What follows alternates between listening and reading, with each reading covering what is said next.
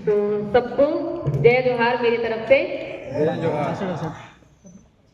तो मैं भले छोटी सी दिखती हूँ, अगर मैं वहाँ बोलूँगी तो मैं दिखाई भी नहीं दूंगी सर, तो मैं यहाँ आई हूँ।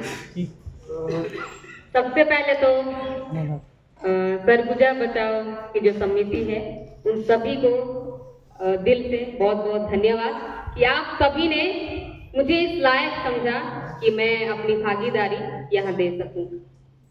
और मैं किसी भी आज तक मैं किसी भी राजनीतिक पार्टी के साथ मैं कहीं खड़ी नहीं रही, आपने देखा भी होगा।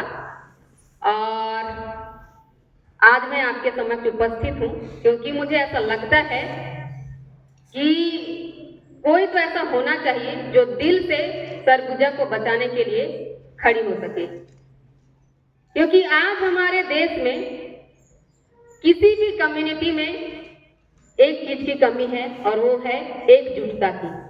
चाहे वो विद्यार्थी हो, शिक्षक हो, किसान हो या फिर मजदूर हो या फिर कोई नौजवान, किसी में भी एकजुटता नहीं है।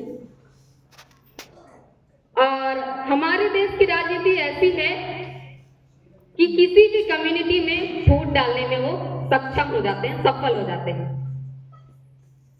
चाहे वो जाति के नाम पर फूट डाले या फिर धर्म के नाम पर।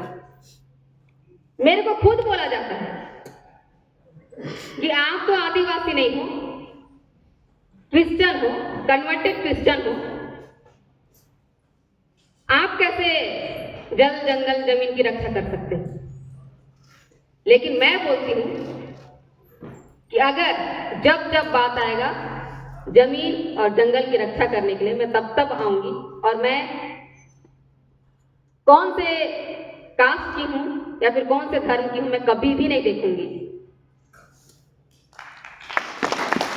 और मैं आपसे भी यही बोलना चाहूंगी कि आप भी कभी भी जाति के नाम पर, धर्म के नाम पर अपने कम्युनिटी के बीच में कभी भी फूट डालने का मौका किसी को मत दीजिए। रही बात एकजुटता की, तो आज हम एकजुट होंगे तभी हम हमारा जो जल जंगल जमीन है उसकी रक्षा कर पाएंगे। अभी एक न्यूज आया था, आप भी देखे होंगे, एक टोल प्लाजा के पास एक वकील के साथ झगड़ा हो गया होगा, देखे होंगे, कोई न्यूज देखे होंगे, अभी बहुत काफी वायरल हुआ था वो झगड़ा हो गया। और दूसरे ही दिन वकील के वकील कम्युनिटी के जितने भी लोग थे वहां पहुंच गए। वो लोग को कोई फर्क नहीं पड़ा कि क्या गलत था, क्या सही था, वो लोग नहीं देखे। और बस कानून का वहां पे उल्लंघन हो रहा था और इसकी वजह से वकील का समर्थन करने के लिए सब एकजुट होके पहुंच गए। जब उनमें एकजुटता हो सकता है तो हम और आप में क्यों नहीं हो सकता है कि नहीं। और मैं मानती हूं कि हमारे पास पैसा नहीं है, पावर नहीं है, हमारा कोई आदमी सत्ता में नहीं बैठा है, लेकिन आज हमारे पास ईमानदारी है, भाईचारा है, आपस में प्रेम भाव है। और इस वजह से भी अगर हम एकजुट नहीं हो पाए तो फिर थू है हमारे ऊपर।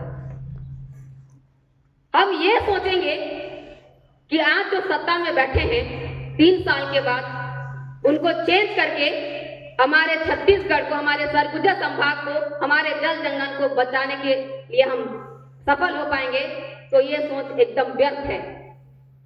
क्योंकि आज जो हमको बचा सकता है तो वो है सिर्फ हम सबका एकजुटता। अभी आप एक न्यूज बहुत आया था और आप लोग को पता भी होगा, बलरामपुर में एक पुलिस कस्टडी में एक युवक का इतना उसको मारे कि उनका दर्दनाक मृत्यु हो गया। और उसके पहले भी ऐसा हुआ था, पुलिस कस्टडी में एक और व्यक्ति का मृत्यु हो गया था। और अभी जो हुआ था उसमें उसके माता पिता और पूरे गांव के लोग आंदोलन में उतर आए और उनको न्याय मिला।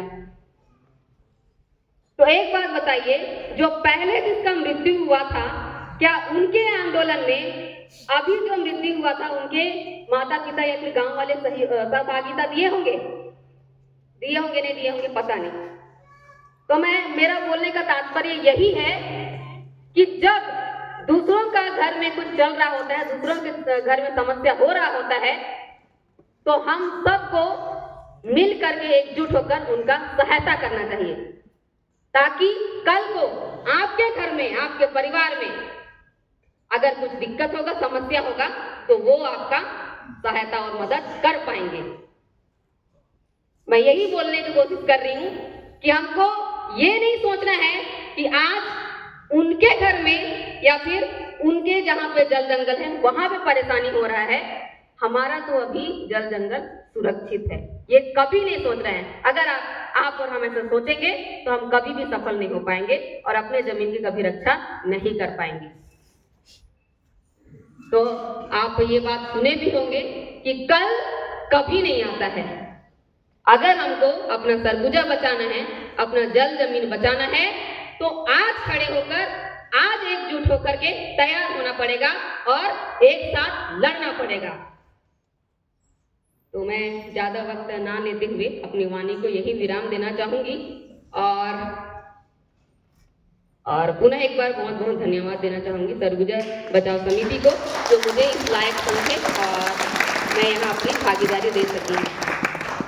तो लास्ट में मैं एक ही बात बोलना चाहूंगी सबको, जय जोहार, जय आदिवासी। जय जोहार, जय आदिवासी।